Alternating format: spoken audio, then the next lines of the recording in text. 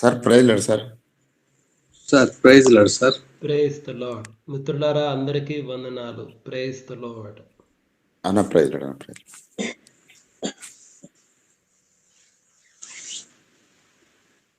ప్రార్థన చేసుకొని మనం మనకి దయకాలం కాన్ఫరెన్స్ ప్రార్థనతో ప్రారంభించుకుందాం. అత్యంత కృపా కనికరములు కలిగిన గొప్ప దేవ, కరుణా సంపన్నుడా,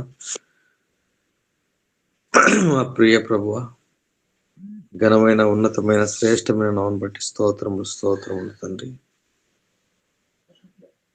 సకల ఆశీర్వాదములు కారణభూతుడా, నమ్మదగిన దేవ, మీకు వందనాలు, స్తోత్రాలు. మహిమోన్నతుడా మీకు వందనాలు, మహిమగల రాజా మీకు వందనాలు, జీవం కలిగిన దేవా మీకు వందనాలు, జీవాధిపతి మీకే వందనాలు, స్తోత్రాలు చెల్లిస్తున్నాం. ఆశ్చర్యమైన మీ కార్యాలను బట్టి వందనాలు. మా ఎడల మీరు చేసినటువంటి నైనా తండ్రి ఉచితమైన రక్షణ భాగ్యాన్ని బట్టి వందనాలు, స్తోత్రాలు చెల్లిస్తున్నాం దేవా. నిత్యము దూత గణముల చేత కీర్తింపబడుతూ పరిశుద్ధుడు అని మానక కీర్తింపబడుతూ ఉన్న గొప్ప దేవా మీకు వందనాలు, స్తోత్రాలు తండ్రి. మహిమగల రాజా మీకు వందనాలు, మహిమోన్నతుడా మీకు వందనాలు. మా రక్షకుడా, మా విమోచకుడా, మా ప్రాణనాథుడైన యేసయ్య మీకే స్తోత్రములు తండ్రి. మీ పాద సన్నిధిలో ఉన్న మరొక నూతన దినాన్ని మాకు అనుగ్రహించారు. మీ సన్నిధిలో సాగిలపడి స్తుతించే ఆరాధించే ధన్యతనిచ్చారు. మీకు వందనాలు, స్తోత్రములైనా మహిమగల రాజా మీకు వందనాలు, స్తోత్రాలు తండ్రి. జీవం గల దేవా మీకు వందనాలు, జీవాధిపతి మీకు వందనాలు. మా రక్షకుడా, మా విమోచకుడైన తండ్రి, మేమేమైనా మీ కృప వల్లనే తండ్రి, మీ కృప వల్లనే తండ్రి. మీ అనాది సంకల్పంలో, మీ చిత్తంలో, మీ ప్రేమలో మనని నైనా మీరు ప్రేమిస్తున్నారు, ఆదరిస్తున్నారు, కాపాడుతున్నారు, భద్రపరుస్తున్నారు. ఈ సంరక్షణ, మీ భద్రత మీరు మాకు అనుగ్రహిస్తున్నందుకు వందనాలు, స్తోత్రాలు తండ్రి, స్తోత్రాలు.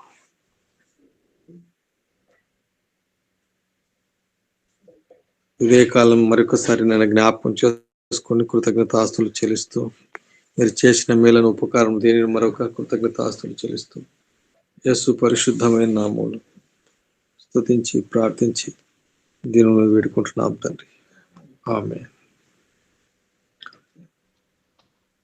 Praise lord. మరొకసారి అందరికీ ప్రభుత్వ వందనాలు తెలియజేస్తూ సమయంలో పిలిప్ అన్న పాట పాడతారు.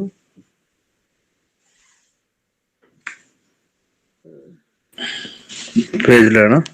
వందనాలు.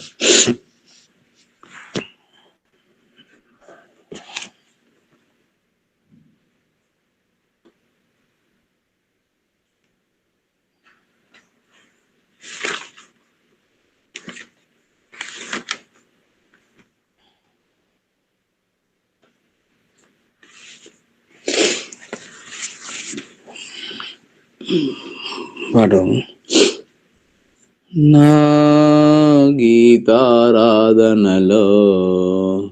యేసయ్యా నీ కృపాధారమే, నా గీతారాధనలో యేసయ్యా నీ కృపాధారమే, నా వేదనలలో జనించెని నీ కృపాదరణ, నా వేదనలలో జనించెని నీ కృపాదరణ, నా గీతారాధనలో యేసయ్యా నీ కృపాధారమే, నీ కృప నాలో వ్యర్థము కాలేదు, నీ కృపా వాక్యమే చేదైన వేరు ఏదైనా నాలో మొలవనివ్వలేదులే, నీ కృప నాలో వ్యర్థము కాలేదు, నీ కృపా వాక్యమే చేదైన వేరు ఏదైనా నాలో మొలవనివ్వలేదులే. నీ కృప నాలో అత్యున్నతమై నీతో నన్ను అంటుకట్టెనే. నీ కృప నాలో అత్యున్నతమై నీతో నన్ను అంటుకట్టెనే. నా గీతారాధనలో యేసయ్యా నీ కృపాధారమే. నా వేదనలలో జనించెని నీ కృపాదరణ. నా వేదనలలో జనించెని నీ కృపాదరణ. నా గీతారాధనలో యేసయ్యా నీ కృపాధారమే. చేనిలోని పైరు చేతికి రాకున్నా ఫలములన్నీ రాలిపోయినా, సిరి సంపదలన్నీ దూరమైపోయిన నేను చలించనులే. చేనిలోని పైరు చేతికి రాకున్నా ఫలములన్నీ రాలిపోయినా, సిరి సంపదలన్నీ దూరమైపోయిన నేను చలించనులే.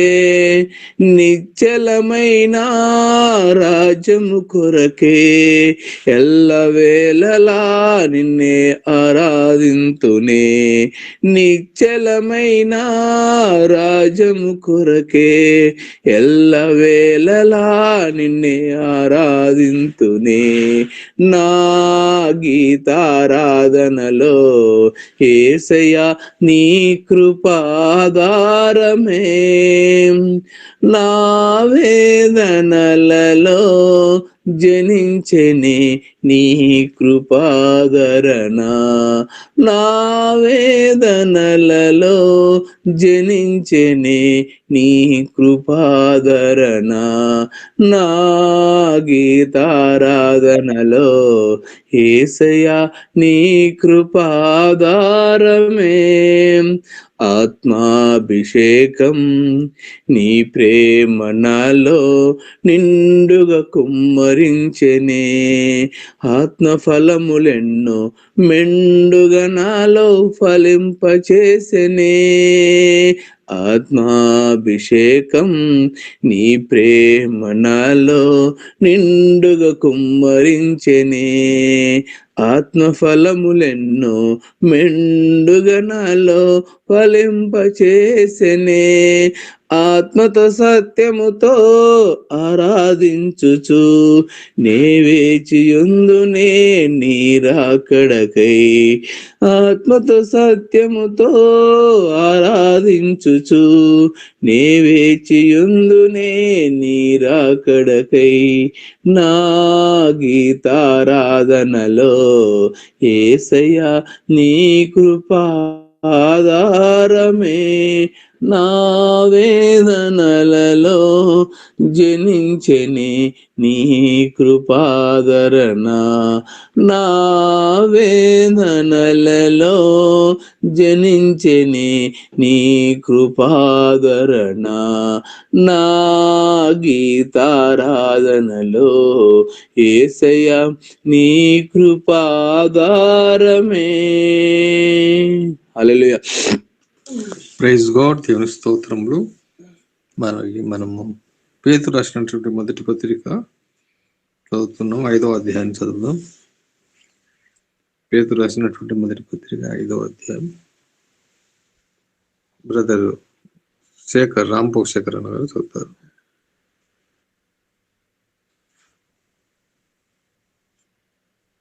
రాంపో శేఖర్ అన్న.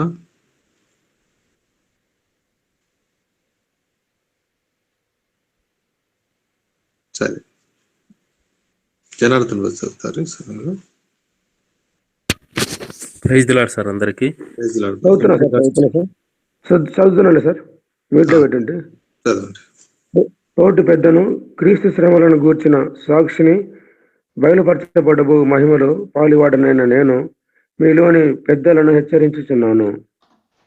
బలిమి చేత కాక దేవుని చిత్త ప్రకారము ఇష్టపూర్వకముగా దుర్లాభేక్షతో కాక సిద్ధ మనసుతోను మీ మధ్యనున్న దేవుని మందను పై విచారణ చేయుచు దానిని కాయుడి. మీకు అప్పగింపబడిన వారిపైన ప్రభులైనట్టుండక మందకు మాదిరులుగా ఉండుడి. ప్రధాన కాపరి ప్రత్యక్షమైనప్పుడు మీరు వాడబారిన మహిమ కిరీటం పొందుదురు. చిన్నలారా, మీరు పెద్దలకు లోబడి ఉండుడి. మీరందరూ ఎదుటివాని ఎడల దీన మనస్సును వస్త్రం ధరించుకొని మిమ్మల్ని అలంకరించుకొనుడి. దేవుడు అహంకారులను ఎదిరించి దీనులకు కృప అనుగ్రహించును. దేవుడు తగిన సమయమందు మిమ్మల్ని హెచ్చించినట్లు ఆయన బలిష్టమైన చేతి క్రింద దీన మనస్కులై ఉండుడి. ఆయన మిమ్మల్ని గూర్చి చింతించుచున్నాడు కనుక మీ చింత యావత్తు ఆయన మీద వేయుడి. నిబ్బరమైన బుద్ధి గలవారై మెలకువగా ఉండుడి. మీ విరోధి అయిన అపవాది గర్జించు సింహం వలె ఎవరిని మృంగుతున్నా అని వెదుగుచు తిరుగుచున్నాడు. లోకమందున్న మీ సహోదరుల యందు ఈ విధమైన శ్రమలే నెరవేరుచున్నవని ఎరిగి విశ్వాసమందు స్థిరులై వారిని ఎదిరించుడి. తన నిత్య మహిమకు క్రీస్తునందు మిమ్మల్ని పిలిచిన సర్వకృపానిధియగు దేవుడు కొంచెము కాలం మీరు శ్రమపడిన పిమ్మట తానే మిమ్మల్ని పూర్ణులుగా చేసి స్థిరపరిచి బలపరచును. యుగ యుగములకు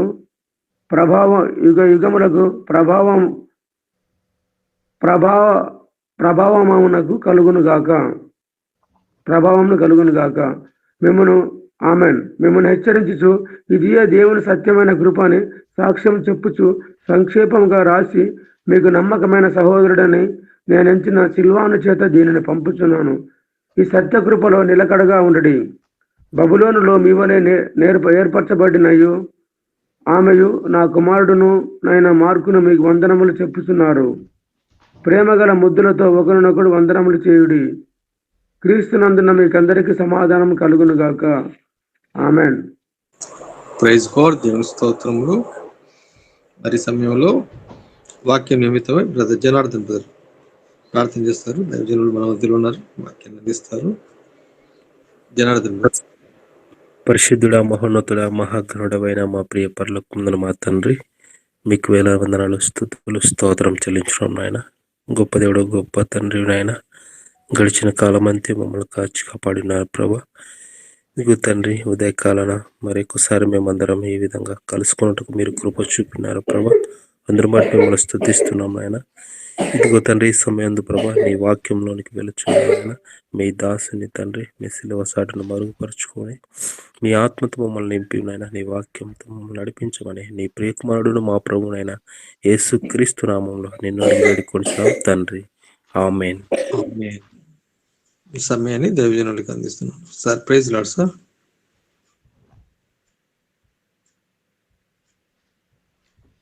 sir praise lord. Sir praise the lord. మిత్రులారా, అందరికీ మన ప్రభు అయిన యేసు క్రీస్తు వారి నామంలో నిండైనటువంటి వందనాలు తెలియజేస్తున్నాను. దేవుని మహా గొప్ప కృప, మరొక నూతన దినాన్ని దేవుడు మనకు అనుగ్రహించాడు. ఆయన యొక్క ముఖదర్శనం చేసుకోవడానికి, ఆయన యొక్క స్వరాన్ని వినడానికి దేవుడు మనకిచ్చినటువంటి గొప్ప తరుణమును బట్టి దేవునికి నేను వేలాది కృతజ్ఞతలు తెలియజేస్తున్నాను. మిత్రులారా, మరి మనం క్రిస్మస్ గురించిన అనేక విషయాలను ధ్యానం చేస్తూ ఉన్నాము. లాస్ట్ టైం మనము సుమయోను అన్నటువంటి వ్యక్తి గురించి మనము లూకా సువార్తలో 2వ అధ్యాయం నుండి సుమయోను అన్నటువంటి వ్యక్తి గురించి ధ్యానం చేస్తూ వచ్చాము. మరి ఈ రోజున మనము ఆ 2వ అధ్యాయంలోనే అన్న అనబడినటువంటి ఒక ప్రవక్తి ఉంది. మనము ఆవిడ గురించి ధ్యానం చేయబోతున్నాము. First let me share my presentation with you.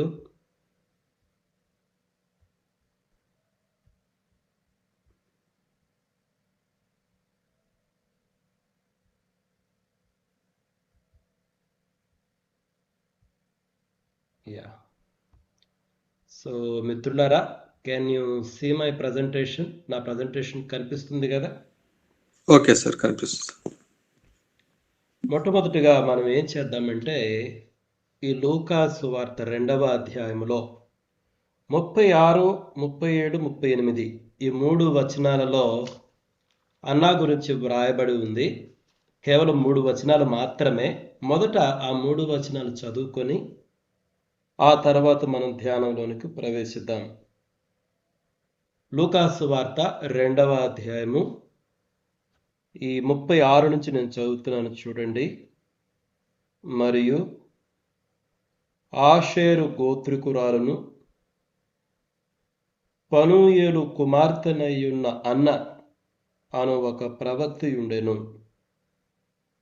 ఆమె కన్యాత్వం మొదలు 7 ఏండ్లు పెనిమిటితో సంసారము చేసి బహుకాలము గడిచినదై 84 సంవత్సరములు విధవరాలయ్యుండి దేవాలయము విడువక ఉపవాస ప్రార్థనలతో రేయింబగళ్ళు సేవ చేయుచుండెను. ఆమె కూడా ఆ గడియలోనే లోపలికి వచ్చి దేవుని కొనియాడి యెరూషలేములో విమోచన కొరకు కనిపెట్టుచున్న వారందరితో ఆయనను గూర్చి మాటలాడుచుండెను. మిత్రులారా, మనము అన్నాను గురించి చూసినప్పుడు కేవలం 3 వచనాలు మాత్రమే ఉన్నాయి, కానీ మనం ధ్యానించడానికి, నేర్చుకోవడానికి అనేక పాఠాలు మాత్రము ఈ 3 వచనాల్లో ఉన్నాయి. So let us start our presentation. నేను ఈ ప్రజెంటేషన్లో పాయింట్ బై పాయింట్ మీ ముందుకు కొన్ని సత్యాలను తీసుకొస్తాను. చూడండి, మొట్టమొదటిగా ఇక్కడ లూకా భక్తుని యొక్క రచనా శైలి గురించి మనం గమనించాలి. ఈ రచనా శైలి మనం చూస్తే లూకా సువార్తలో తరచుగా చాలా విషయాలను జంటల రూపంలో తెలియజేయడం జరిగింది. ఉదాహరణకి ఈ లూకా సువార్త ప్రారంభంలోనే మరియా, యోసేపు అంటే యేసుక్రీస్తు ప్రభువారి తల్లిదండ్రులు, తర్వాత జకరియా, ఎలిజబెతు, వీరిద్దరూ మనకు కనిపిస్తారు. ఆ తర్వాత ఇప్పుడు ఈ 2వ అధ్యాయం చూస్తే సుమియోను, అన్న, వీళ్ళిద్దరూ భార్యాభర్తలు కాదు, వేరువేరు వ్యక్తులే, కాకపోతే జంటలు అన్నమాట. జంటలుగా అనేక విషయాలు మనకి లూకా సువార్తలో వ్రాయబడ్డాయి. మీరు కానీ జ్ఞాపకం చేసుకుంటే ఈ ఎమ్మాయి గ్రామంలో, ఎమ్మాయి మార్గం, యేసుక్రీస్తు ప్రభువారు తిరిగి లేచిన తరువాత ఆ ఎమ్మాయి గ్రామానికి 2 శిష్యులు పోతూ ఉంటారు. యేసుక్రీస్తు ప్రభువారు కూడా వాళ్ళని కలుసుకొని అనేక విషయాలు మాట్లాడటం జరిగింది. కాబట్టి అక్కడ కూడా మనకు జంట అంటే 2 వ్యక్తులు కనిపిస్తారనమాట. కాబట్టి లూకా సువార్తలో ఉన్నటువంటి ఈ రచనా శైలిలో ఇదొక ప్రాముఖ్యమైన విషయం. ఆ తర్వాత మనం చూస్తే ఈ సుమియోను, అన్న ఈ 2వ అధ్యాయంలో ఉన్నటువంటి వీరిరువురి గురించి చూస్తే వీరిద్దరూ ప్రతినిధులు అన్నమాట. ప్రతినిధులు అంటే దేనికి ప్రతినిధులు? నేను లాస్ట్ క్లాస్లో చెప్పాను, ఇజ్రాయేలు ప్రజల యొక్క ఆదరణ కొరకు కనిపెట్టుకొనుచున్న వారందరికీ ప్రతినిధులు. సొలొమోను కట్టినటువంటి ఆ మొదటి దేవాలయం ధ్వంసమైపోయిన తరువాత ఇజ్రాయేలు ప్రజలు చెల్లాచెదరైపోయారు. ఇంకా ఆ తర్వాత నెహెమ్యా కాలంలో 2వ దేవాలయం కట్టబడింది. ఆ సమయంలో ఆ పీరియడ్ ఆఫ్ టైం అన్నమాట. ఆ తరువాత ఇజ్రాయేలు ప్రజలు స్లోగా సమకూర్చబడ్డారు. కానీ వాళ్ళు ఎప్పుడు కూడా ఇతర రాజుల యొక్క పరిపాలన క్రింద ఉంటూ వచ్చారు. ఈ మక్కబేలు కాలంలో వాళ్ళకి సొంత పరిపాలన ఉన్నను, it was a very short period of time అన్నమాట. అయితే ఇజ్రాయేలు ప్రజలందరిలో కూడా ఒక నిరీక్షణ, ఒక ఎదురు చూపు ఉండేది. అంటే మెస్సియా వస్తాడని, తిరిగి రాజ్యాన్ని స్థాపిస్తాడని, వాళ్ళకంటూ సొంత అధికారం ఉంటుందని, ఆ దావీదు మహారాజు ఉన్నప్పుడు ఆ పరిపాలన ఎలా ఉందో అటువంటి పరిపాలన, అంతకంటే గొప్ప పరిపాలన ఉండబోతుందని, అంటే ప్రతి ఒక్కరిలో అంటే ఎక్కువ మందిలో ఒక ఎదురు చూపు ఉండేదన్నమాట. కాబట్టి ఆ విధంగా మెస్సియా కొరకు ఎదురు చూసే వారందరికీ కూడా ఈ సుమయోను మరియు అన్న వీళ్ళిద్దరూ కూడా ప్రతినిధులుగా మనకు లూకా భక్తుడు ఈ యొక్క అధ్యాయంలో చూపిస్తున్నాడు. వీరి గోత్రాలు చూస్తే సుమయోను గోత్రం అయితే మనకు తెలీదు, వ్రాయబడలేదు. మరి అన్న విషయం ఆలోచన చేస్తే ఆవిడ ఆషేరు గోత్రానికి సంబంధించినటువంటి స్త్రీ. ఆషేరు అన్నటువంటిది ఈ నార్థరన్ ట్రైబ్స్ ఉన్నాయి కదా ఇజ్రాయెల్ దేశంలో. యాక్చువల్గా ఆ 12 గోత్రాలు విడిపోయాయి, 10 గోత్రాలు 2 గోత్రాలని. ఉత్తర భాగంలో 10 గోత్రాలు ఉంటే ఆ 10 గోత్రాలని ఇజ్రాయెల్ అన్నారు. ఈ దక్షిణ భాగంలో ఉన్నటువంటి 2 గోత్రాలు, యూదా గోత్రాన్ని, బెన్యామీను గోత్రాన్ని యూదా దేశము అన్నారు. అయితే ఇజ్రాయెల్ దేశం అంటే ఆ 10 గోత్రాలు వాళ్ళని లాస్ట్ ట్రైబ్స్ అన్నారు. ఎందుకంటే వాళ్ళు చెరపట్టబడి పోబడిన తరువాత, ఇది ఎప్పుడు జరిగింది, క్రీస్తు పూర్వం దాదాపు 700 సంవత్సరము 720 ఆ పీరియడ్ ఆఫ్ టైంలో వాళ్ళందరూ కూడా చెరపట్టబడి పోబడ్డారు. అప్పుడు ఇక కనుమరుగైనటువంటి 10 గోత్రాలలో ఆషేరు గోత్రం కూడా ఒకటి. అది చాలా చిన్న గోత్రము. మరి అన్న వచ్చేసి ఆషేరు గోత్రానికి సంబంధించినటువంటి స్త్రీ అన్నమాట. తర్వాత ఇద్దరు సాక్షుల నియమం. ఏంటి ఇద్దరు సాక్షుల నియమం? చూడండి, మనం కానీ ద్వితీయోపదేశకాండం 19వ అధ్యాయం చూస్తే అక్కడ ఇద్దరు సాక్షుల నియమము అని ఒకటి ఉండేది. అంటే ఏంటి, ఏదైనా ఒక విషయాన్ని రూఢిపరచాలంటే ఇద్దరు సాక్షులు ఉండాలి. 2 లేదా 3 సాక్షులు ఉంటేనే మనం ఆ విషయాన్ని రూఢిపరచవచ్చు అనమాట. ఇక్కడ నేను మీకు దీని హింట్ లాస్ట్ క్లాస్లోనే ఇచ్చాను. యేసుక్రీస్తు ప్రభువారు ఇప్పుడు దేవాలయంలోనికి, అంటే లూకా సువార్త 2వ అధ్యాయంలో దేవాలయంలోనికి తీసుకుని రాబడినప్పుడు ఆయన వయసు 40 రోజులు మాత్రమే. అయితే ఇక్కడ ఈ దేవాలయంలో 2 వ్యక్తులు ఉన్నారు, సుమయోను అన్న. వీళ్ళిద్దరూ ఏమని ప్రవచించారు అంటే, వీళ్ళిద్దరూ ఏం చెప్పారు అక్కడ ఉన్నటువంటి ప్రజలకు? ఈయనే ఇజ్రాయేలు యొక్క నిరీక్షణ, ఈయనే మెస్సియా, ఈయన ద్వారానే రక్షణ, ఈయనే అన్ని జనులకు వెలుగు, అదనమాట. అంటే వీళ్ళిద్దరు ఎలా ఉన్నారంటే, ఇద్దరు సాక్షుల నియమాన్ని మనకి అది ఫలించేలా, అంటే అది నెరవేరేలాగా అనమాట. ఈయనే మెస్సయ్య, ఈయనే రక్షకుడు, ఈయనే అన్ని జనులకు వెలుగు, ఈయన కొరకే మనము ఇంతకాలం ఎదురు చూస్తుంది అన్నటువంటి సాక్ష్యాన్ని వీళ్ళిచ్చారు. నాకు ఒక విషయం, చాలా ఆశ్చర్యకరమైన విషయం ఏంటంటే, ఇప్పుడు వీళ్ళిద్దరు ఎక్కడున్నారు? దేవాలయంలో ఉన్నారు. దేవాలయంలో ఉన్నప్పుడు దేవాలయంలో మనకు సాధారణంగా యాజకులు, ప్రధాన యాజకులు, బలుడిచ్చేవాళ్ళు చాలా మంది కనిపిస్తారు కదా. కానీ ఈ యాజకులు ఎక్కడికి వెళ్ళారు? ప్రధాన యాజకులు ఎక్కడికి వెళ్ళారు?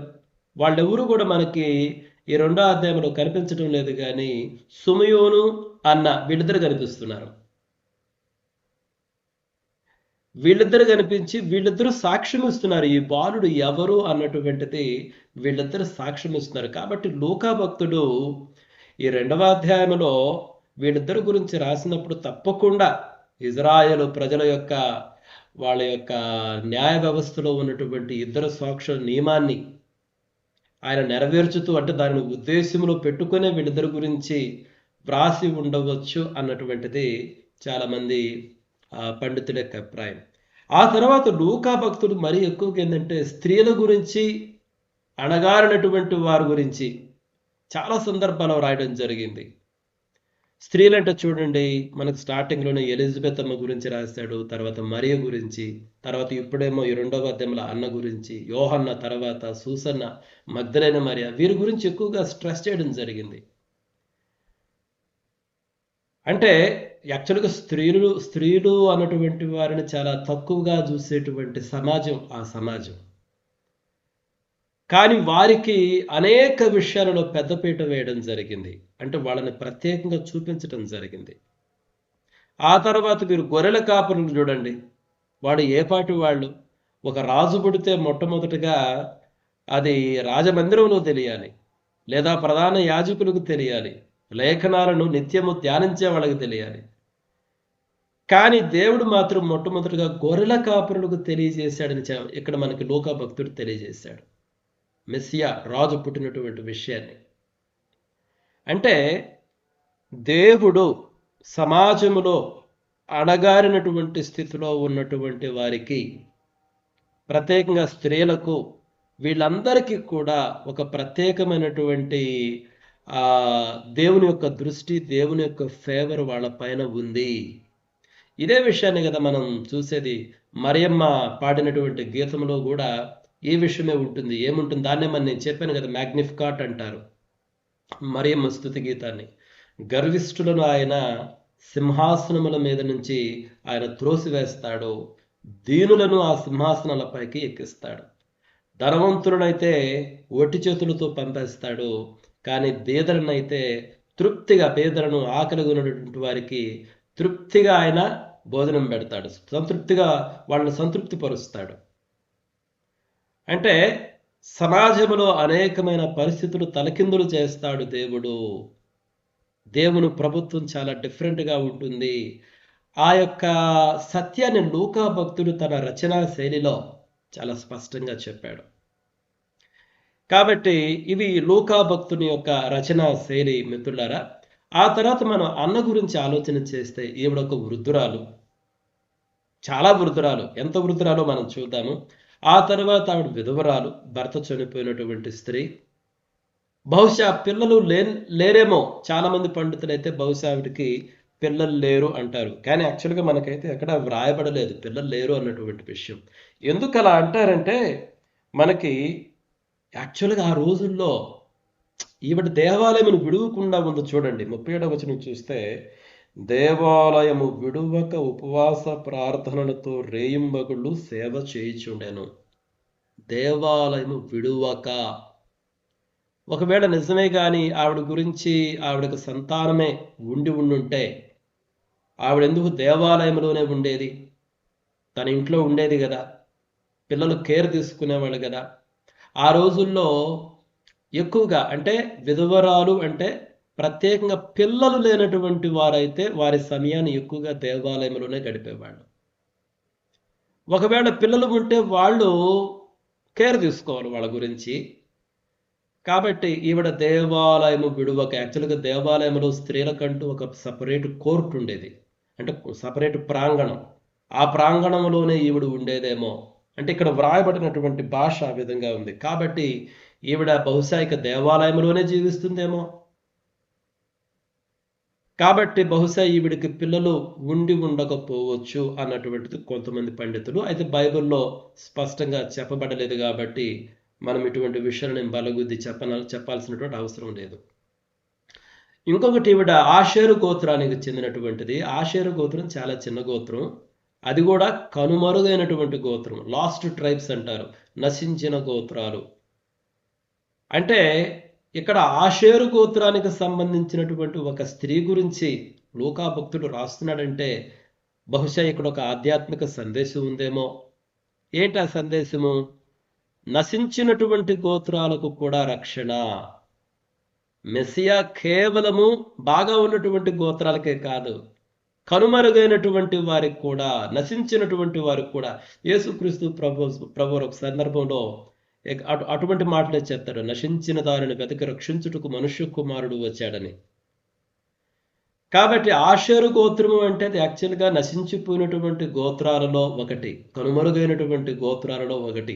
రీసెంట్గా మీకు కూడా తెలిసే ఉండుంటుంది, ఈ మనష్షే గోత్రానికి చెందినటువంటి చాలా మందిని భారతదేశం నుంచి వాళ్ళు రావచ్చు ఇజ్రాయేలుకు అని ఇజ్రాయేలు ప్రభుత్వం పర్మిషన్ ఇచ్చినట్లుగా ఒక న్యూస్ విన్నాను. మరి ఎంత మాత్రం నిజమో నేను పరిశీలించలేదు కానీ నశించినటువంటి గోత్రాలను, తప్పిపోయిన గోత్రాలను, కనుమరుగైన గోత్రాలను దేవుడు తిరిగి ఒక చోటకు చేరుస్తున్నాడు మిత్రులారా. కాబట్టి ఇక్కడ ఆషేరు గోత్రానికి సంబంధించినటువంటి అన్నను, ఈ స్త్రీని ఇక్కడ తెలియజేయడంలో కూడా కనుమరుగైనటువంటి వారిని, నశించినటువంటి వారిని దేవుడు రక్షించడానికే ఈ లోకానికి తన కుమారుని పంపించాడు అన్నటువంటి ఆధ్యాత్మిక సందేశాన్ని బహుశా ఇక్కడ లూకా భక్తుడు ఇస్తున్నాడేమో. ఆ తర్వాత చూస్తే ఆవిడ ఒక ప్రవక్తి మిత్రులారు. ఇక్కడ రాయబడింది చాలా స్పష్టంగా చూడండి 36వ వచనంలో, మరియు ఆషేరు గోత్రికురాలను పనూయేలు కుమార్తెనయున్న అన్నా అను ఒక ప్రవక్తి ఉండెను. ఆవిడ చెప్పినటువంటి ప్రవచనాలైతే ఇక్కడేమీ వ్రాయబడలేదు కానీ అయితే ఆవిడ ప్రవక్తి అన్నటువంటి విషయాన్ని మాత్రం చాలా స్పష్టంగా రాశాడు. ఆవిడ ఒక ప్రవక్తి కాబట్టే యేసుక్రీస్తు ప్రభువారిని గుర్తుపట్టగలిగింది. యేసుక్రీస్తు ప్రభువారి గురించి ఆవిడ మాట్లాడినట్టు చెప్పినట్టు ఉంది చూడండి. ఆమె కూడా ఆ గడిలోనే లోపలికి వచ్చి దేవుని కొనియాడి యెరూషలేములో విమోచన కొరకు కనిపెట్టుచున్న వారందరితో ఆయనను గూర్చి మాట్లాడుచుండెను. కాబట్టి దీనిని బట్టే ఆవిడ మాట్లాడేటటువంటి దానిని బట్టే ఈవిడ ఒక ప్రవక్తి అని మనం అర్థం చేసుకోవచ్చు. లూకా భక్తుడి యొక్క అర్థం కూడా అదే. ఆవిడ ఒక ప్రవక్తి కాబట్టే ఇప్పుడు సుమియోను గురించి ఎంత బాగా వ్రాయబడింది. సుమియోను దేవుని ఆత్మ అతని పైన ఉన్నాడు, దేవుని ఆత్మ అతని దేవాలయంలోకి నడిపించాడు, దేవుని ఆత్మ ద్వారా అతనికి ఒక ప్రత్యక్షత, ఒక వాగ్దానం ఇవ్వబడింది. ఈ మాటలన్నీ సుమియోనుకు ఎలా చెంది ఉన్నాయో అన్నాకు కూడా చెంది ఉంటాయి అన్నటువంటి విషయాన్ని మనం గమనించాలి మిత్రులారా. ఆ తర్వాత చూసినట్లయితే మనం యాక్చువల్గా ఈ ప్రవక్తి అన్నటువంటిది బైబిల్ గ్రంథంలో చాలా అరుదుగానే కనిపిస్తుంది. ఈ పదం కొన్ని సందర్భాలు అయితే కనిపించింది. పాత నిబంధనలు చూస్తే మిరియాము గురించి, దెబోరా గురించి, హుల్దా గురించి వ్రాయబడింది. నెహెమ్యా గ్రంథంలో అయితే నోవద్య అనేటువంటి ఒక ప్రవక్తి గురించి వ్రాయబడింది. కానీ ఆవిడ బ్యాడ్ ప్రాఫిటెస్ యాక్చువల్గా ఈ లిస్టులో నేను మిరియాము, దెబోరా, హుల్దా ఈ లిస్టులో పెట్టకూడదు నోవద్య గురించి నేను, కాకపోతే సమాచారం కొరకు పెట్టాను. ఈ నోవద్య అనేటువంటి ఈ స్త్రీ నెహెమ్యాకు, దేవుని ప్రజలకు భయం కలిగించాలి అని ప్రయత్నించినటువంటి ప్రవక్తులలో ఒక స్త్రీ అనమాట. కాబట్టి షీఈస్ ఎ బ్యాడ్ ప్రాఫిటెస్. కానీ మిగిలినటువంటి వాళ్ళు మంచి ప్రవక్తలు, మిరియాము కానీ, దెబోరా కానీ, హుల్దా కానీ. అయితే కొత్త నిబంధన గ్రంథంలో చూస్తే ఫిలిప్ కుమార్తెల గురించి స్పష్టంగా వ్రాయబడింది, వాళ్ళు ప్రవక్తలు అని చెప్పేసి. అయితే ప్రకటన గ్రంథంలో యెజబెలు అనేటువంటి మరొక స్త్రీ ఉంది, ఈవిడ కూడా బ్యాడ్ ప్రాఫిటెస్, ఆవిడ గురించి కూడా ప్రవక్తి అని రాయబడింది. మొత్తానికి పురుషులతో పోలిస్తే యాక్చువల్గా ఈ ప్రవక్తి అనేటువంటి పేరు లేడీస్కు ఉపయోగించబడటం చాలా అరుదు.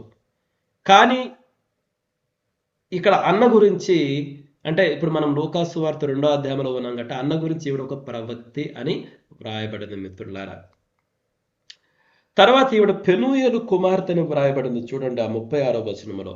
పనూయేలు, ఇక్కడ పనూయేలు నేను యాక్చువల్గా నా ప్రజెంటేషన్లో పెనూయేలు అని రాశాను. మనకు తెలుగు బైబిల్లో అయితే ఈ 36వ వచనంలో పనూయేలు అని వ్రాయబడింది. యాక్చువల్గా ఇది పెనూయేలే.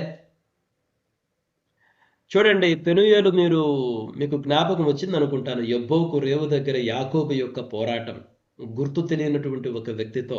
మరొక మాటలో చెప్పాలంటే ఆ వ్యక్తి దేవునితో పెనుగులాట. కాబట్టి ఆ పెనుగులాట తరువాత యాకోబు ఒక మాట అంటాడు, నేను దేవుని ముఖాముఖిగా చూచి కూడా నేను బ్రతికాను.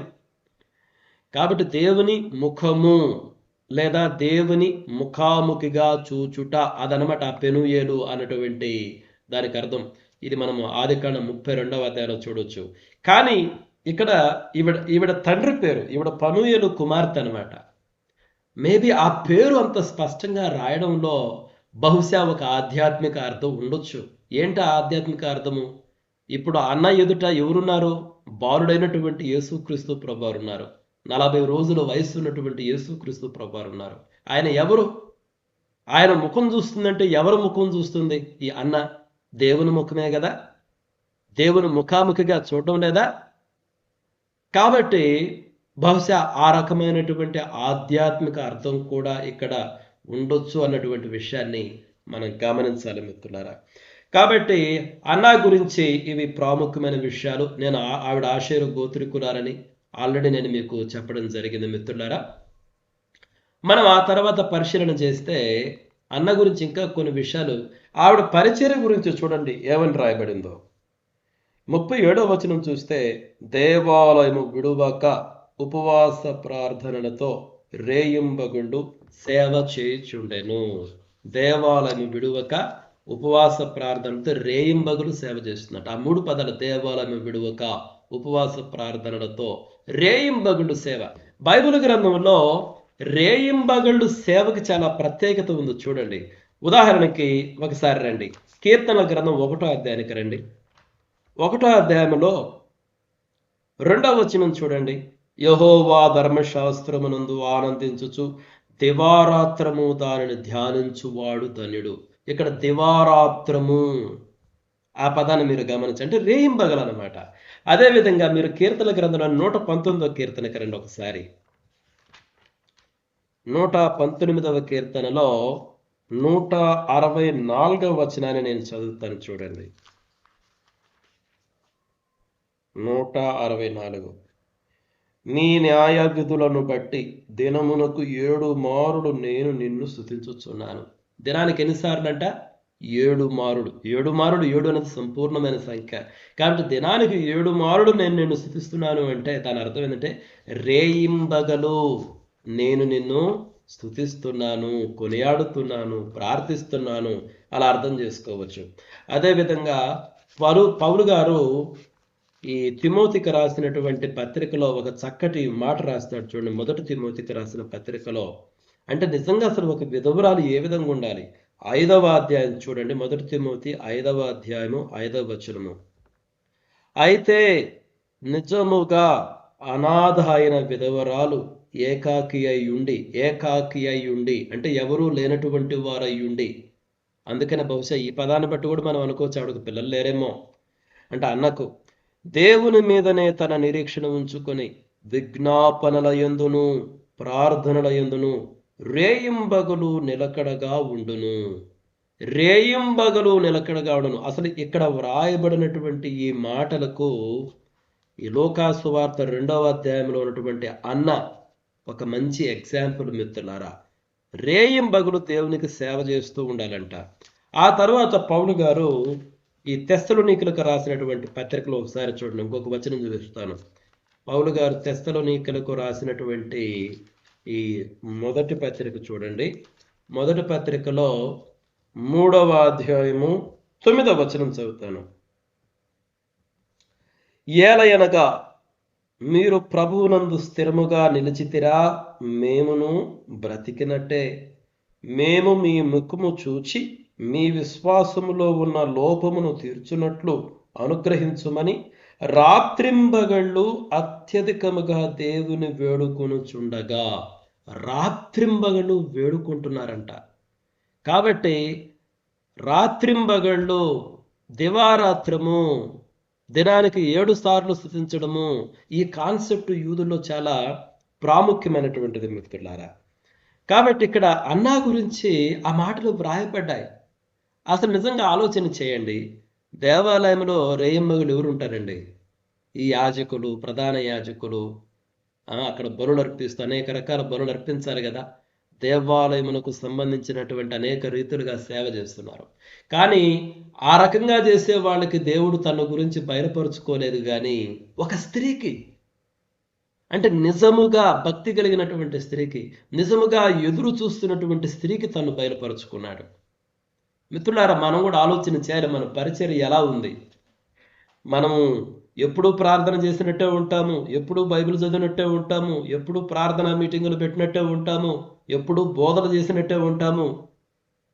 కానీ నిజంగా దేవునికి అనుకూలమైనటువంటి పరిచర్య చేసేవారిగా మనం ఉన్నామా?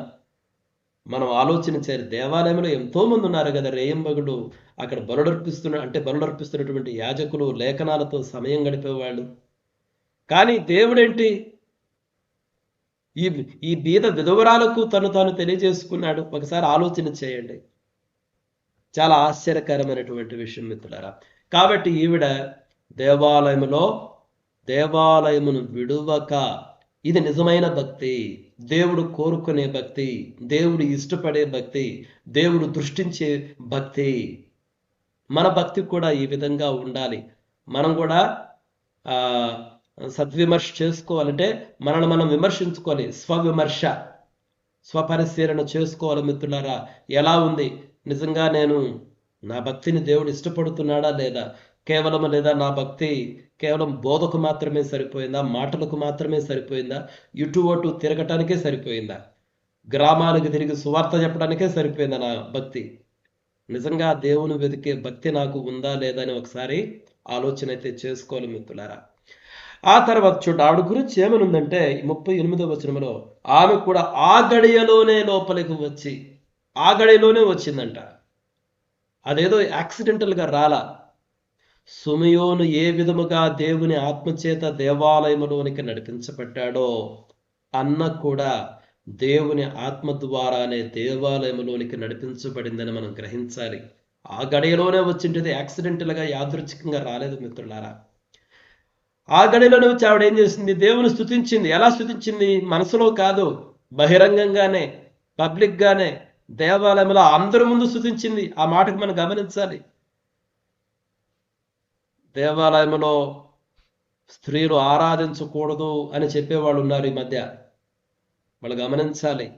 ఈవిడ దేవాలయంలోనే ఆరాధించింది. ఇదేమో సైలెంట్గా కాదు.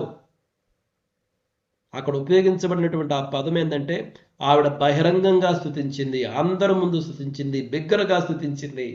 ఈ విషయాన్ని మనం గమనించాలి. ఇంకొకటి ఏంటంటే ఆవిడ అసలు యాక్చువల్గా మొదటి మహిళా సువార్థికురాలండి.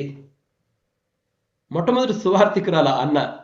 అంటే యేసుక్రీస్తు ప్రభు గురించి చెప్పినటువంటి స్త్రీ ఈవిడే మొట్టమొదటిగా. సుమయోను భక్తుడైతే ఆ అబ్బాయి గురించి మాట్లాడుతున్నాడు, కానీ అన్న గురించి ఏమని వ్రాయబడింది చూడండి. 38వ వచనములో, ఆమె కూడా ఆ గడిలోనే లోపలికి వచ్చి దేవుని కొనియాడి యెరూషలేములో విమోచన కొరకు కనిపెట్టుచున్న వారందరితో ఆయనను గురించి మాట్లాడుచుండెను. గొర్రెల కాపరులైతే దేవదూతలు వాళ్ళకి ఏం తెలియజేశారో ఆ విషయాన్ని అందరికీ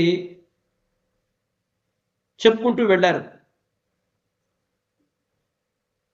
అంటే వాడు కూడా పురుషుల్లో అంటే మొదటి సువార్థికులుగానే చెప్పొచ్చు మనం. కానీ స్త్రీల విషయానికి వస్తే మొట్టమొదటిగా యేసుక్రీస్తు ప్రభు గురించి అందరికీ చెప్పినటువంటి స్త్రీ అన్న.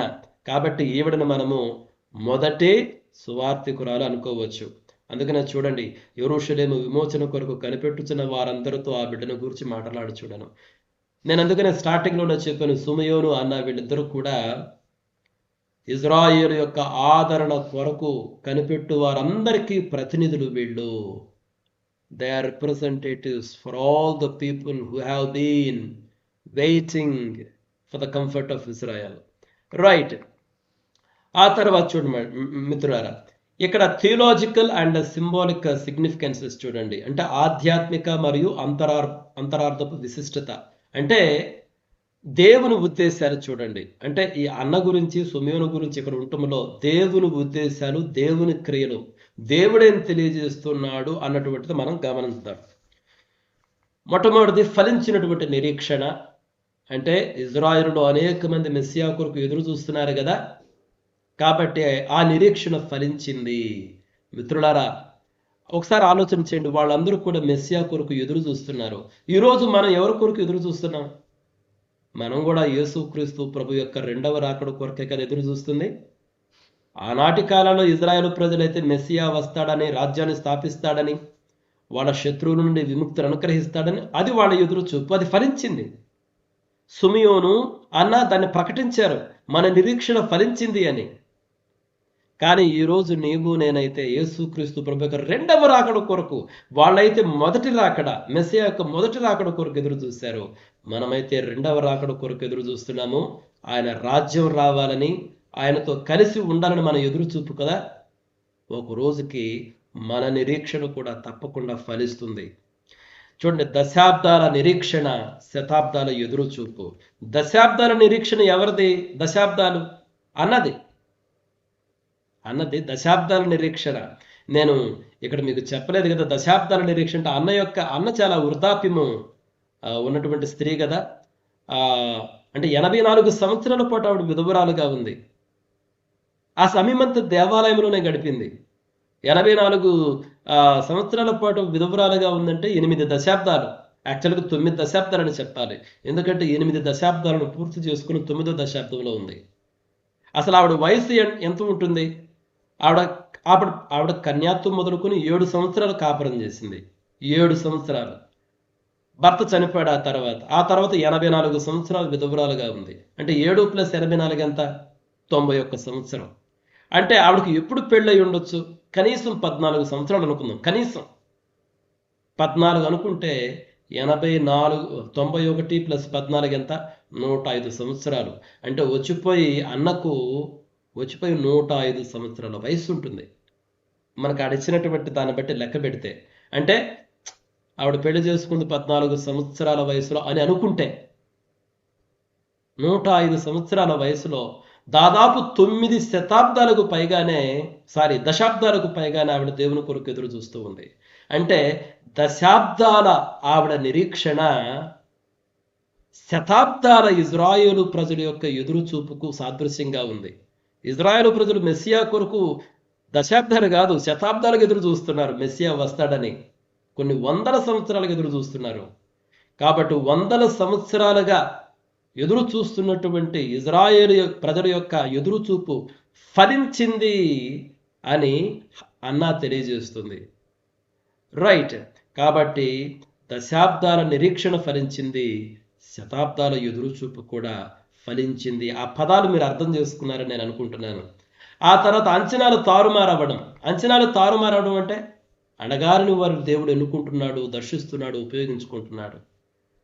మరియ ఏ పాటిది, యోసేపు ఏ పాటి వాడు, గొర్రెల కాపరుడు ఏ పాటి వాళ్ళు, దేవుడు వారిని ఎన్నుకుంటున్నాడు, వారిని ఉపయోగించుకుంటున్నాడు. యెరూషలేములో అసలు నక్షత్రమే కనపడాల.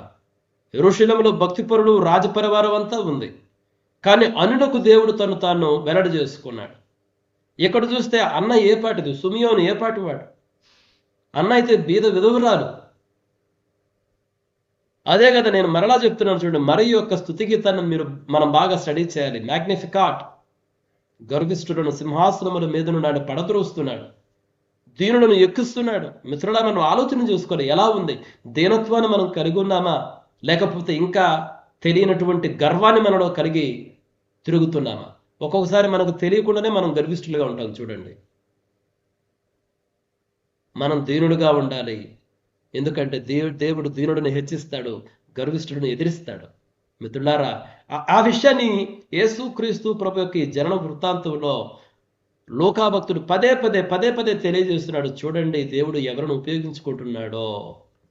తర్వాత మిత్రులారా, స్త్రీలకు పరిశుద్ధాత్మ మరియు ప్రవచనవరం. లోకాభక్తుడు దాన్ని మరలా ప్రత్యేకంగా చెప్తాడు. యేసుక్రీస్తు ప్రభు వారి జన వృత్తాంతాన్ని మనం తెలుసుకోవాలి. ఉదాహరణకి మీరు ఆలోచన చేయండి, మరియమ్మ గురించి ఆలోచన చేయండి, ఎలీజబెత్ గురించి ఆలోచన చేయండి, అన్నా గురించి ఆలోచన చేయండి. వీళ్ళందరూ దేవుని ఆత్మతో నింపబడినటువంటి వాళ్ళే కదా, ప్రవక్తి కదా ఈవిడ. ఇదే కదా యోవేలు యొక్క ప్రవచనం ఏంటి?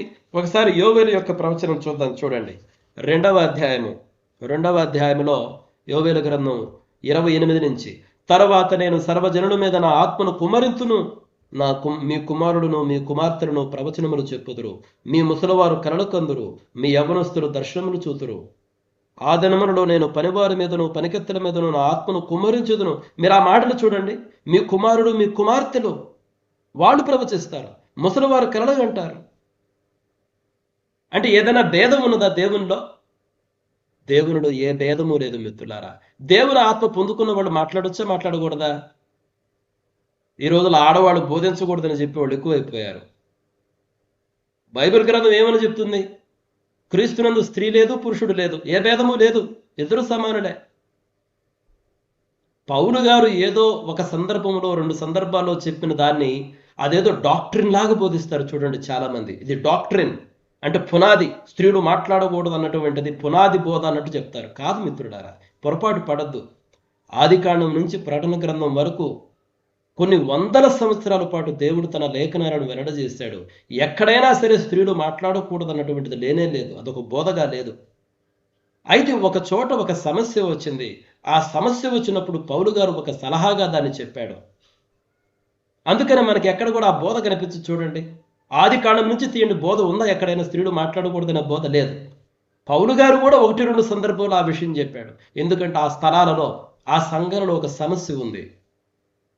ఇప్పుడు మనకి బాగలేనప్పుడు డాక్టర్ దగ్గర పోతే ఒక ప్రిస్క్రిప్షన్ ఇస్తాడు, మందు. ఆ మందును వ్యాధి ఉన్నప్పుడే వేసుకోవాలి, కానీ వ్యాధి లేనప్పుడు కాదు. ఆరోగ్యంగా ఉన్నటువంటి వాళ్ళకి కాదు, ఆరోగ్యంగా ఉన్న వాళ్ళు అన్నీ తినొచ్చు, ఏ మందులు వేసుకునే అవసరం లేదు.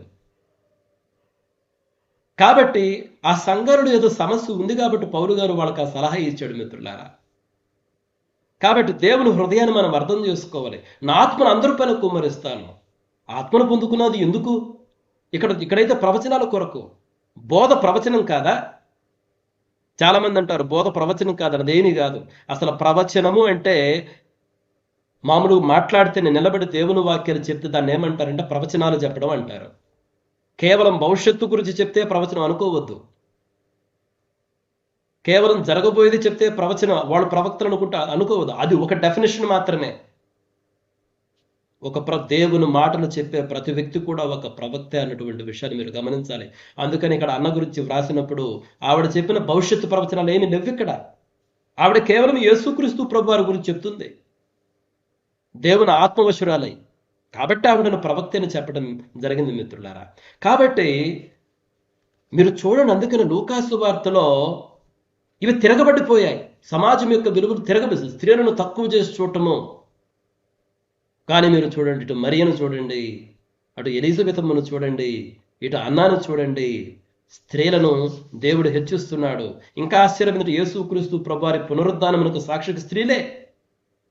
దేవుడు స్త్రీలకు వేసినటువంటి ఆ పెద్దపీట చూడండి. ఎందుకో తెలుసా? స్త్రీలకు విముక్తి. ఎనగారైనటువంటి ఈ సమాజంలో స్త్రీలకు విముక్తి మిత్రులారా. ఈ విషయాన్ని మనం గమనించాలి. ఆ తర్వాత దేవాలయ ఉద్దేశం కూడా ఇక్కడ ఉంది చూడండి.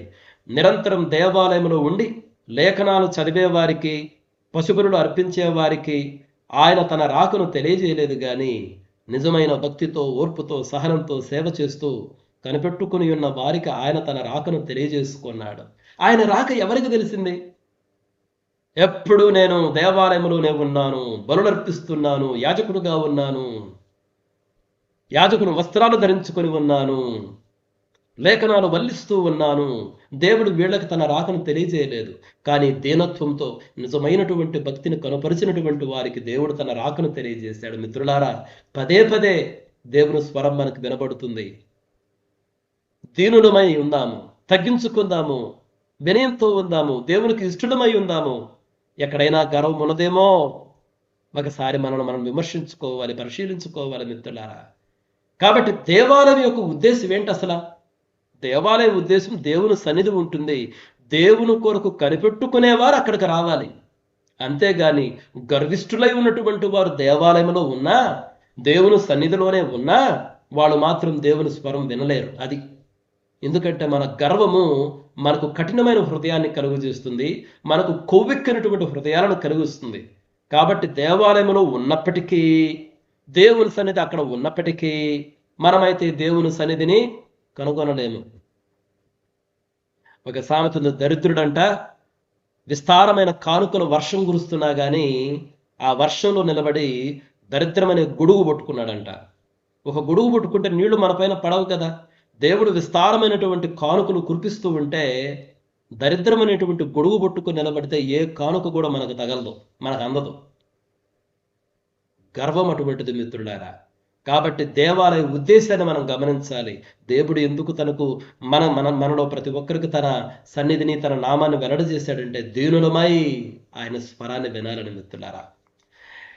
ఆ తర్వాత సంప్రదాయాలు చూస్తే, ఈస్టర్న్ ఆర్థడాక్స్ సంప్రదాయం చూస్తే మిత్రులు, నేను లాస్ట్ టైం మీకు చెప్పాను, సుమయోను ఫిబ్రవరి 2వ తారీఖు, ఫిబ్రవరి 3వ తారీఖున సుమయోనును జ్ఞాపకం చేసుకుంటారని చెప్పాను కదా.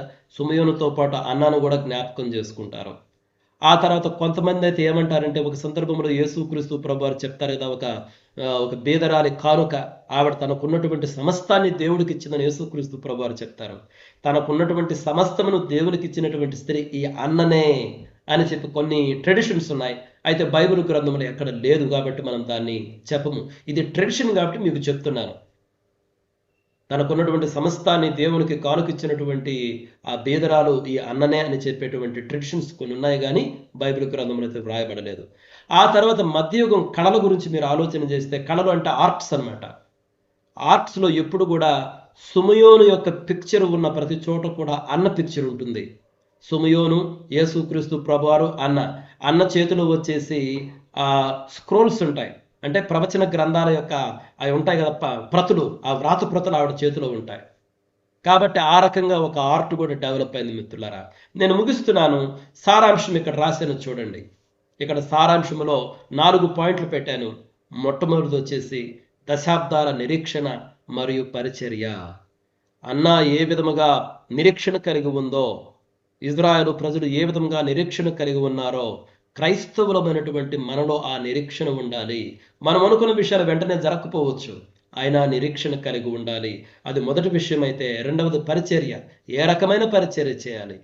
దేవుడు దృష్టించే పరిచర్య, దేవుడు ఇష్టపడే పరిచర్యను చేద్దాం.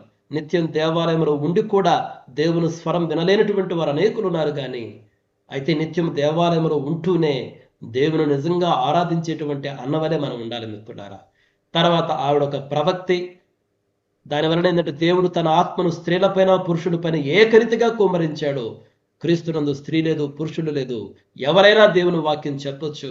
అయితే ఒక విషయం సత్యం ఏంటంటే స్త్రీ ఎప్పుడు కూడా పురుషుని యొక్క కవర్లో, పురుషుని శిరస్సుగా కలిగి పురుషుని అధికారం లోబడుతూ తను చక్కగా పరిచయం చేయొచ్చు.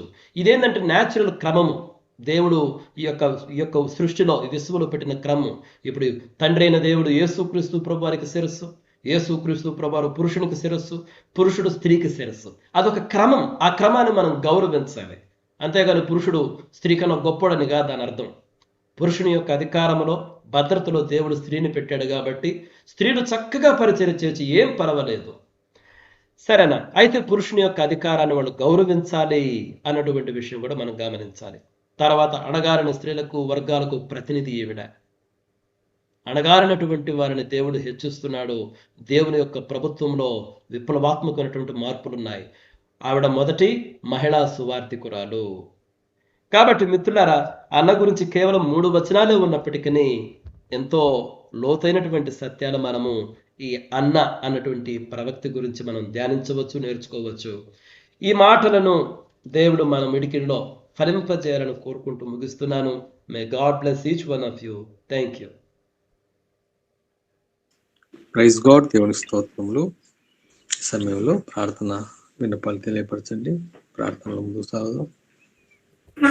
సార్, సురేష్కి కొద్దిగా దొద్దలు వస్తున్నాయి సార్. కొద్దిగా ప్రేయర్ చేయండి సార్. ఓకే,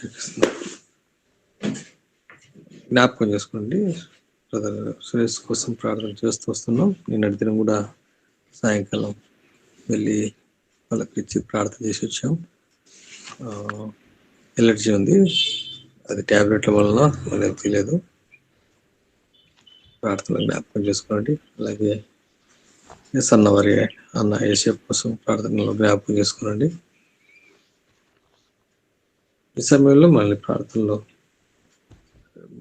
మరి రేపు నందికొట్కలో 7వ తారీఖు మరి పిలిపన వాళ్ళ ఇంటి దగ్గర కోడిక ఉంటుంది. ప్రేజ్లన్నా అందరూ ఆదివారం సాయంత్రం మా ఇంటి దగ్గర శుచిగుడి రావాలి. దేవుని ఉన్నాం అనౌన్స్మెంట్ చేస్తున్నాడు, అందరిని ఆహ్వానిస్తున్నాడు. సహోదరుడు జ్ఞాపకం పెట్టుకునండి, ప్రేమతో ఆహ్వానిస్తున్నాడు. సార్ ఎన్నింటికి వెళ్తారు సార్? సాయంకాలము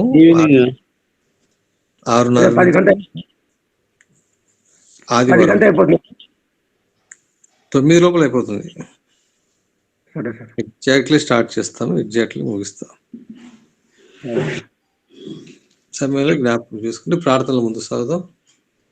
మరి మనల్ని ప్రార్థనలు నడిపించడానికి సమయంలో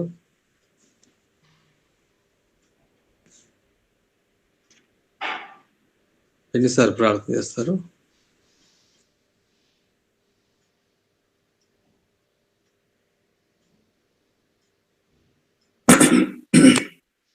సార్ ప్రార్థన చేసుకున్నాం సార్. స్తోత్రములు తండ్రి, మా గొప్ప దేవా, నీకు వందనములు, స్తోత్రములు తండ్రి.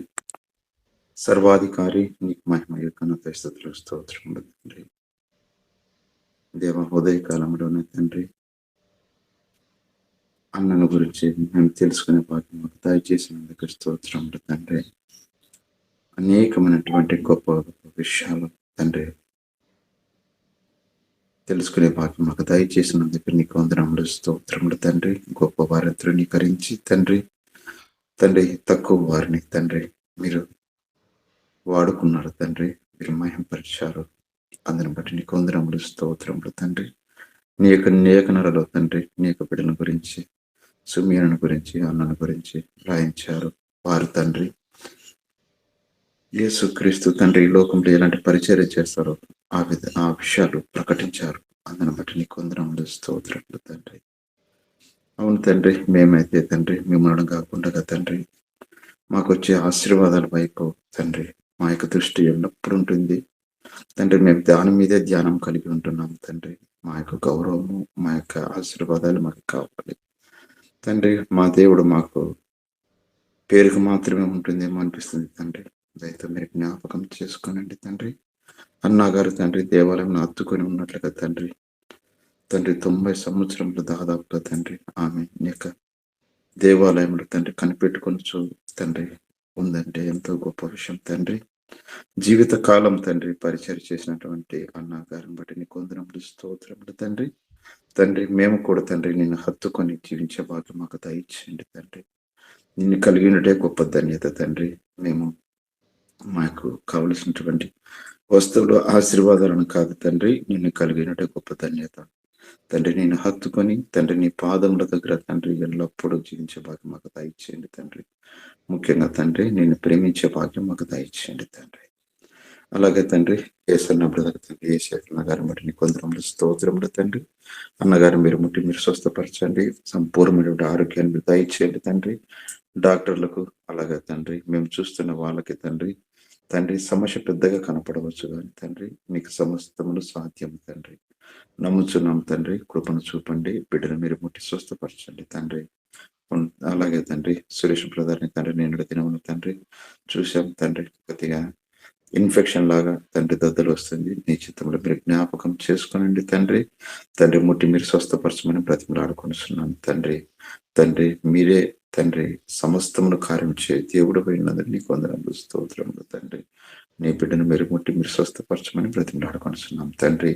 అలాగే తండ్రి సామ్యులకు కూడా తండ్రి మైక్ తండ్రి చెయ్యి కొద్ది ఫ్రాక్చర్ లాగా ఉందని అన్నారు తండ్రి. నీ చిత్తంలో బిడ్డను కూడా మీరు జ్ఞాపకం చేసుకోమని బ్రతిమలాడుకొనిస్తున్నాం తండ్రి. అలాగే తండ్రి 19 ఏళ్ళ ఒక సిస్టర్ తండ్రి జ్యోతి అనే సిస్టర్ గారు కూడా తండ్రి శరీరం స్వచ్ఛపడిందని విన్నాం తండ్రి. నీ చేతుల్లో తండ్రి నీ బిడ్డను మీరు జ్ఞాపకం చేసుకోమని బ్రతిమలాడుకొనిస్తున్నాం తండ్రి. అలాగే తండ్రి చరణ్ బ్రదర్ వారి యొక్క బ్రదర్ బిడ్డ చరణ్ బ్రదర్ యొక్క బామర్తి బిడ్డ తండ్రి అనారోగ్యంతో ఉన్నారని, అలాగే తండ్రి ఫిట్స్ లాగా వస్తున్నాయని నిన్నటి రాత్రి తండ్రి జోహానా అనే పేరు తండ్రి ఆ బిడ్డను మీరు ముట్టి మీరు స్వస్థపరచండి, కనికరించి మీరు కాపాడమని దీవించండి తండ్రి. నీ చిత్తంలో మీరు జ్ఞాపకం చేసుకొని మనం బ్రతిమలాడుకొనిస్తున్నాము తండ్రి. సంపూర్ణమైనటువంటి ఆరోగ్యాన్ని బిడ్డలకు ఇవ్వండి తండ్రి. మీరు కనికరించి మీరు కాపాడమని దీవించండి తండ్రి. మాకు తెలిసిన వాటి వరకే మేము ప్రార్థిస్తున్నాము తండ్రి. హాస్పిటల్స్ లోను అలాగే తండ్రి ఇండ్లలోను తండ్రి ఇలాంటి ట్రీట్మెంట్ నోచుకొని బిడ్డలు చాలా మంది ఉంటుంటారు తండ్రి. నీ బిడ్డలు మీరు జ్ఞాపకం చేసుకోండి తండ్రి. అన్నింటికంటే ముఖ్యంగా తండ్రి నిన్ను ఎరగని బిడ్డలు ఉన్నారు తండ్రి. ఎరిగి కూడా మేము దేవుని కలిగి ఉన్నామని తండ్రి అపవాదులో ఉన్నారు తండ్రి శోధనలో అది ఇంకా ఘోరంగా ఉంటుందేమో. దయతో మీరు జ్ఞాపకం చేసుకోనండి తండ్రి. నిన్ను కలిగినట్టుగా కృపను దయచేయండి తండ్రి. 7 తేదీ జరిగినటువంటి ప్రార్థన కూడిక తండ్రి నందికొట్టుకు జరుగుతున్న ప్రార్థన కూడికలో మీరు తోడుగుండమని బ్రతిమలాడుకొనిస్తున్నాం దేవా. నీకు వందనములు స్తోత్రములు తండ్రి. యేసు పుణ్యనామముని ప్రార్థన పేర్కొనిస్తున్నాం మా తండ్రి. ఆమేన్. ఆమేన్. మన పరమ తండ్రి అయిన దేవుని ప్రేమయు మన ప్రభును రక్షకుడని యేసుక్రీస్తు వారి కృపయు పరిశుద్ధాత్మని సహవాసం సకల పరిశుద్ధులకును ప్రత్యేకముగా ఈ ఉదయకాల సమయమున ఇక్కడ చేరిన ప్రతి ఒక్కరికి వారి కుటుంబములకును వారికి కలిగిన సమస్తములకును సదాకాలము తోడై ఉండి నడిపించును గాక. ఆమేన్. ఆమేన్. అందరికీ ప్రతి అందరికీ వందనాలు. Praise the lord. అందరికీ వందనాలు సార్. అందరికీ వందనాలు. వందనాలు. Praise the lord. అందరికీ praise the lord. Praise the lord sir. అందరికి వందనాలు. దేవుడేనా అందరికీ వందనాలన్నా. అక్క సుశీలమ్మ అక్క ప్రైజ్ లాడక్క ప్రైజ్ ది లార్డ్ అన్న అందరికీ వందనాలు.